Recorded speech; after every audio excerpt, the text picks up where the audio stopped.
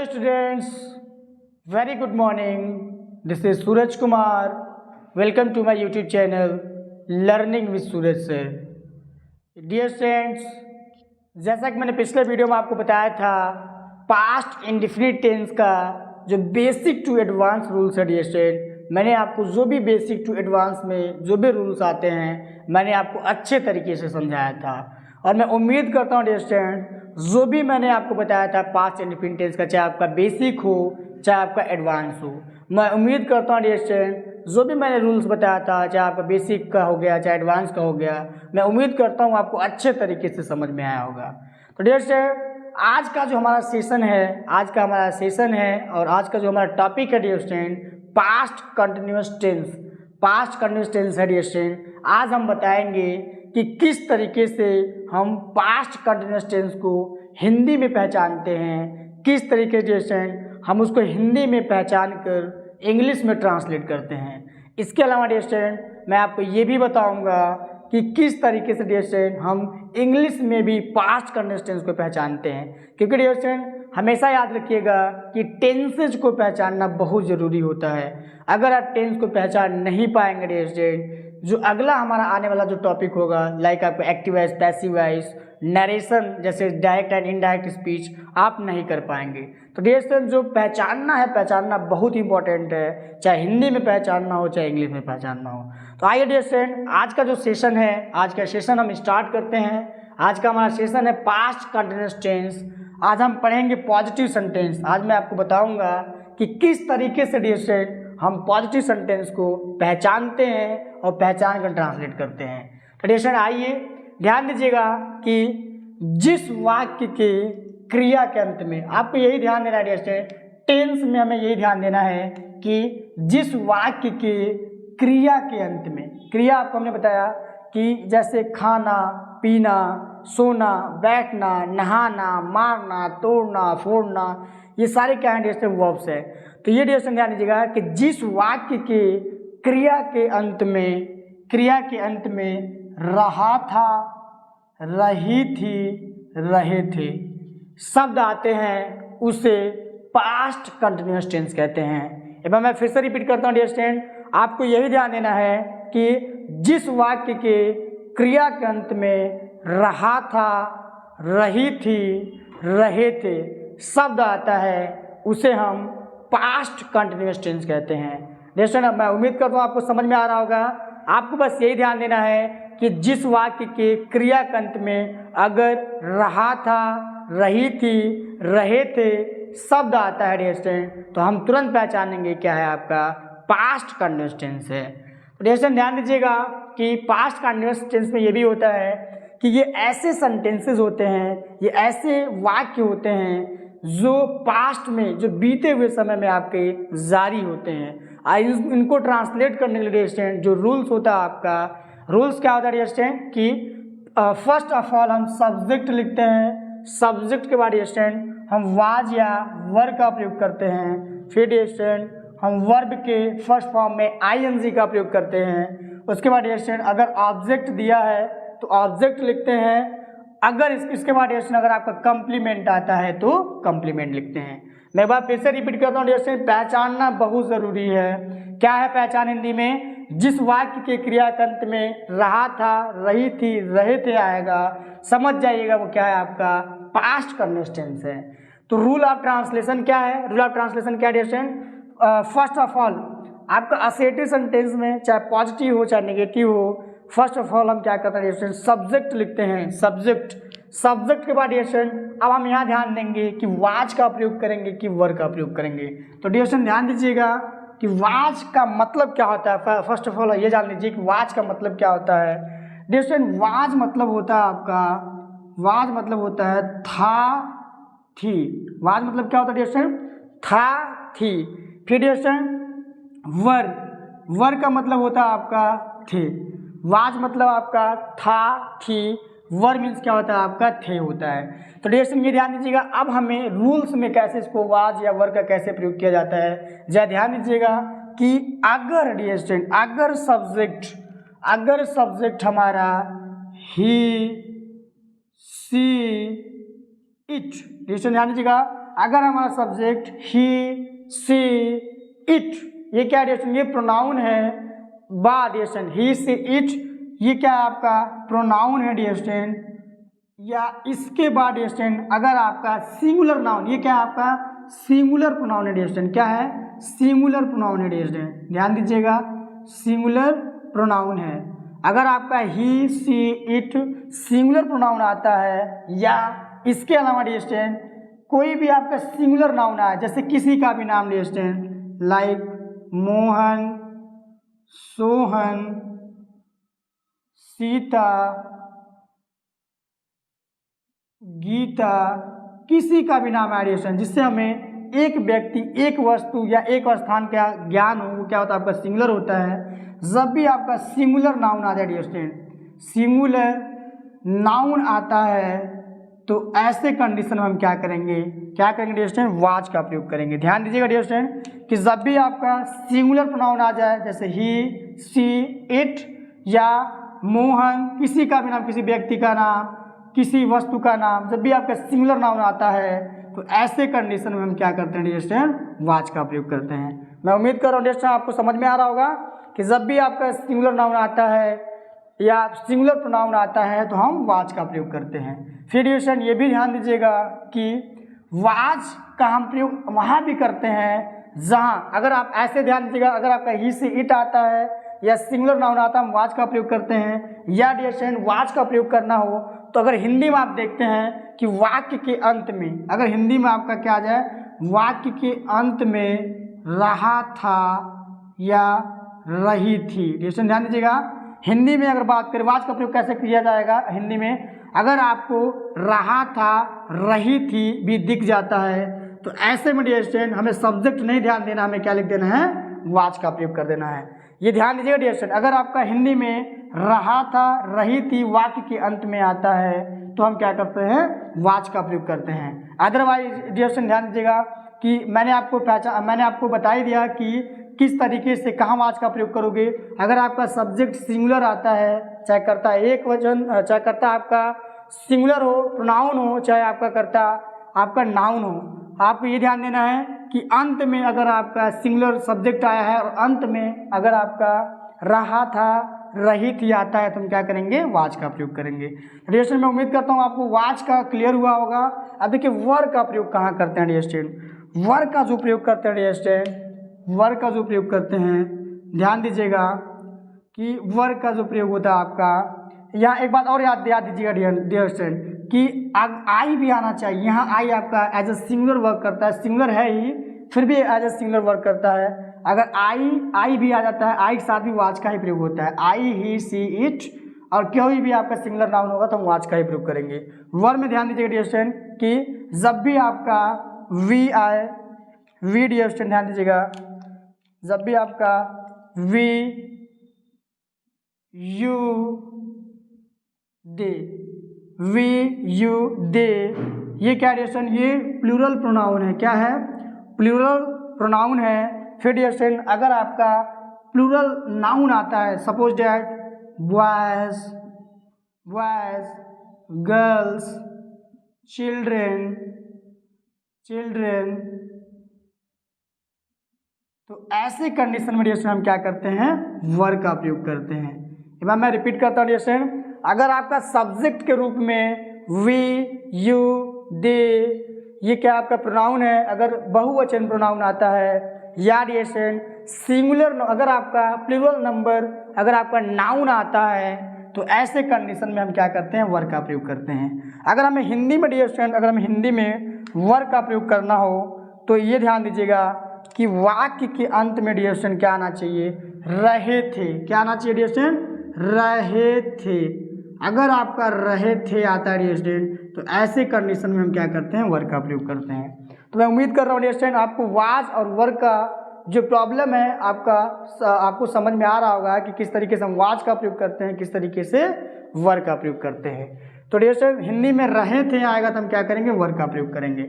आइए इसको एग्जाम्पल के थ्रू हम समझते हैं किस तरीके से हम हिंदी से इंग्लिश में ट्रांसलेट करते हैं। डियर स्टूडेंट ध्यान दीजिएगा जरा, एग्जाम्पल के थ्रू हम समझते हैं। मोहन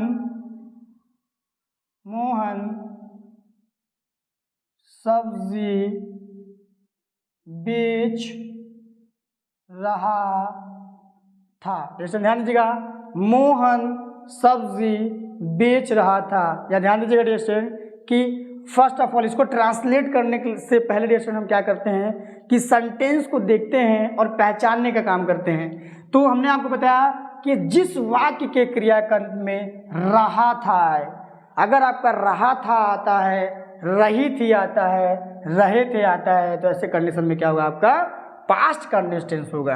तो इसको ट्रांसलेट करने के लिए डियरेशन जो रूल्स होता है, फर्स्ट ऑफ ऑल हम सब्जेक्ट लिखेंगे। सब्जेक्ट ज्ञात करने के लिए हम कौन लगाते हैं, कौन सब्जी बेच रहा था। तो डियरेशन उत्तर हमें मिलेगा क्या, मोहन। मोहन हमें डियरेशन उत्तर मिल गया कि मोहन सब्जी बेच रहा था। हमने मोहन लिख लिया। अब डियरेशन ये ध्यान देंगे कि वाज का प्रयोग करेंगे कि वर का प्रयोग करेंगे। तो जैसा हमने बताया डियरेशन, अगर आपका रहा था, रही थी आता है तो हम वाज का प्रयोग करते हैं। इसके अलावा मैंने आपको ये भी बताया था, अगर आपका सब्जेक्ट सिंगुलर होता है और अंत में आपका रहा था आता है या रही थी आता है तो वाज का प्रयोग करेंगे। तो हम क्या लिखेंगे डियरेशन, मोहन वाज। वर्ब लिखना है डियरेशन, सेल मतलब होता है आपका बेचना, तो वर्ब के फर्स्ट फॉर्म में क्या लगा देंगे, आईएनजी। मोहन वाज सेलिंग, क्या बेच रहा था डियरेशन, वेजिटेबल्स। वेजिटेबल्स डियरेशन कभी भी आपका वेजिटेबल्स होता है, कभी भी डियरेशन आपका वेजिटेबल नहीं होता। आप हमेशा ध्यान दीजिएगा कि कभी भी डियरेशन आपका हम वेजिटेबल नहीं लिखते हैं, हमेशा हम वेजिटेबल्स का प्रयोग करते हैं। तो हमने क्या बताया कि फर्स्ट ऑफ ऑल हम सब्जेक्ट लिखते हैं, सब्जेक्ट के बाद डियरेशन हम वाज या वर का प्रयोग करते हैं। सब्जेक्ट के अनुसार जैसा हमारा सब्जेक्ट होगा वैसा ही हम वर्ब का प्रयोग करेंगे, ऑक्सिलरी वर्ब का प्रयोग करेंगे। अगर सिंगुलर नंबर सब्जेक्ट होगा तो वाज का प्रयोग करेंगे, अगर प्लूरल नंबर सब्जेक्ट होगा तो वर का प्रयोग करेंगे। दूसरा सेंटेंस देखिए डियरेशन, सीता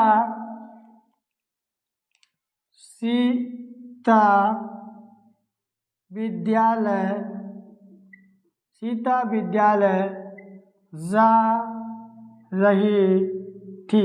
सीता विद्यालय जा रही थी। कौन विद्यालय जा रहा था डियरेशन, उत्तर में हमें मिलेगा क्या, सीता मिल गया डियरेशन। अब हमने क्या बताया, अगर रहा था, रही थी आता है तो वाज का प्रयोग करते हैं, या सिंगुलर नंबर सब्जेक्ट आता है तो हम वाज का प्रयोग करेंगे। देखिए सीता क्या है डियरेशन, ये नाउन है और नाउन में क्या आपका ये सिंगुलर है, तो हम क्या लिखेंगे, सीता वाज। वर्ब के फर्स्ट फॉर्म में हम आईएनजी का प्रयोग करेंगे। सीता वाज गोइंग, कहीं जाने के लिए हम क्या करते हैं डियरेशन, टू का प्रयोग करते हैं। Sita was going to school. Sita was going to school. डियरेशन आई थिंक आपको समझ में आ रहा होगा, बहुत आसान है डियरेशन, इसको बिल्कुल रटने की जरूरत नहीं है, समझने की जरूरत है डियरेशन, बहुत आसानी से आपको समझ में आ जाएगा। आइए अगला सेंटेंस देखते हैं डियरेशन,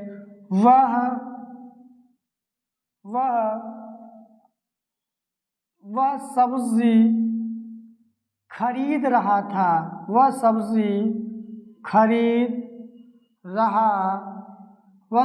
खरीद रहा था। तो डियरेशन कौन सब्जी खरीद रहा था, आंसर आपको मिलेगा डियरेशन वह सब्जी खरीद रहा था। तो वह की इंग्लिश क्या होता है डियरेशन, ही होता है। वह सब्जी खरीद रहा था तो हम क्या लिखेंगे, वह। ही लिखेंगे, ही के बाद डियरेशन किस मतलब होता है खरीदना, बाई, BUY, बाई में हम क्या करेंगे, वर्ब के फर्स्ट फॉर्म में हम आईएनजी का प्रयोग करेंगे। सॉरी डियरेशन ध्यान दीजिएगा, पहले हम ही का प्रयोग करेंगे, जो सब्जेक्ट है हमारा सब्जेक्ट लिखेंगे, सब्जेक्ट पर हम ये ध्यान देंगे कि वाज का प्रयोग करना है कि वर का प्रयोग करना है। तो डियरेशन रहा था रहा है और सब्जेक्ट हमारा सिंगुलर है तो हम क्या लगाएंगे, वाज का प्रयोग करेंगे। ही वाज, बाई मीन्स होता है डियरेशन खरीदना, हम क्या लगा देंगे, ING. He was buying vegetables डियरेशन, vegetables, he was buying vegetables. तो डियरेशन आपको समझ में आ रहा, बहुत ही आसान है। फिर डियरेशन ध्यान दीजिए, मैं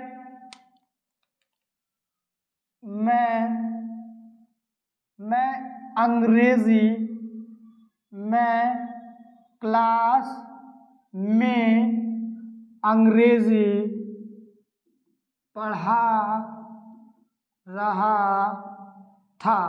मैं क्लास में अंग्रेजी पढ़ा रहा था। डिस्टेंस ध्यान दीजिएगा, बहुत ही इंपॉर्टेंट है, बहुत ही आसान है, ज़रा सा भी डिस्टेंस आपको रटने की ज़रूरत नहीं है। मैं क्लास में अंग्रेजी पढ़ा रहा था, जैसा कि कौन क्लास में अंग्रेजी पढ़ा रहा था, आपको उत्तर मिलेगा डिस्टेंस मैं। तो मैं की इंग्लिश क्या होता है आपका आई।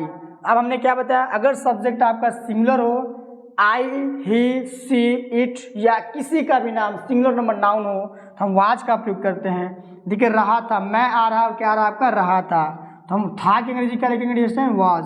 आई वाज किस मतलब होता है डिस्टेंस पढ़ाना, टीचिंग। टीच मीन्स होता है पढ़ाना, TEACH, टीच मीन्स होता है आपका पढ़ाना, इसमें क्या लगाएंगे ING। आई वाज टीचिंग, ये क्या होगा डिस्टेंस, आई वाज टीचिंग क्या डिस्टेंस English. I was teaching English, English कहाँ डिस्टेंस in the class, in the class. I was teaching in the class. डिस्टेंस ध्यान दीजिएगा, बहुत आसान है। पहले हमने क्या लिखा, सब्जेक्ट, ये क्या डिस्टेंस सब्जेक्ट है, ये आपका हेल्पिंग वर्ब है। वाज जो है आपका हेल्पिंग वर्ब है।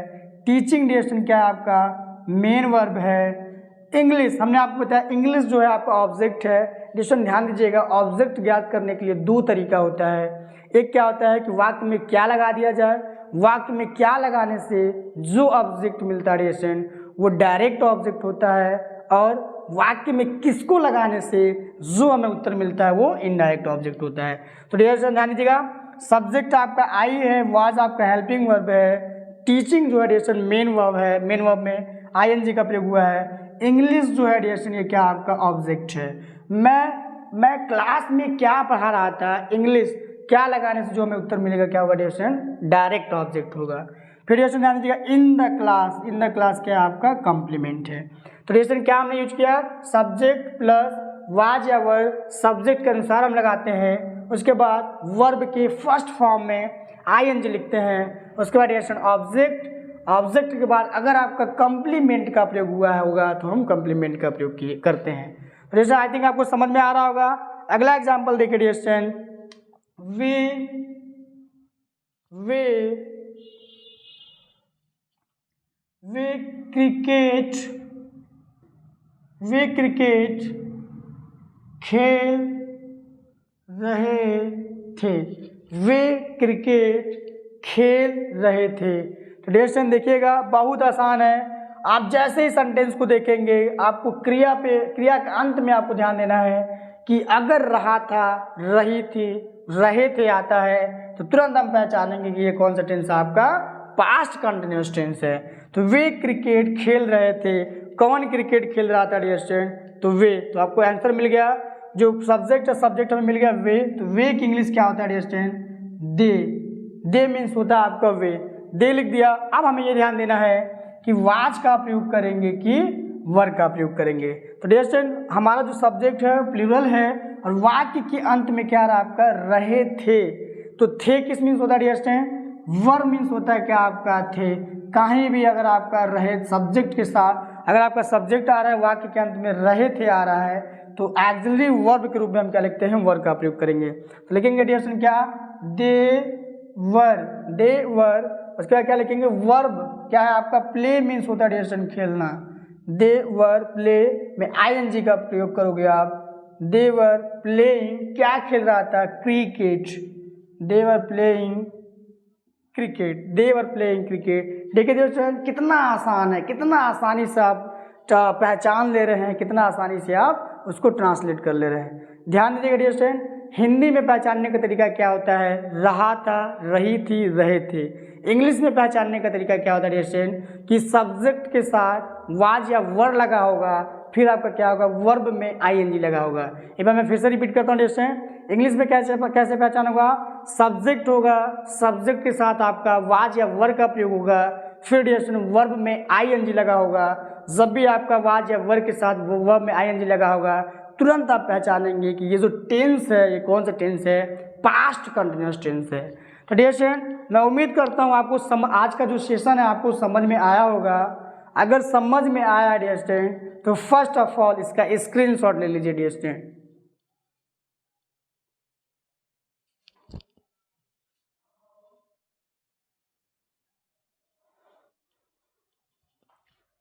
डियर स्टूडेंट्स, आई थिंक आपने स्क्रीनशॉट ले लिया है और मैं उम्मीद करता हूँ आज का जो सेशन है डियर स्टूडेंट बहुत ही यूजफुल रहा होगा।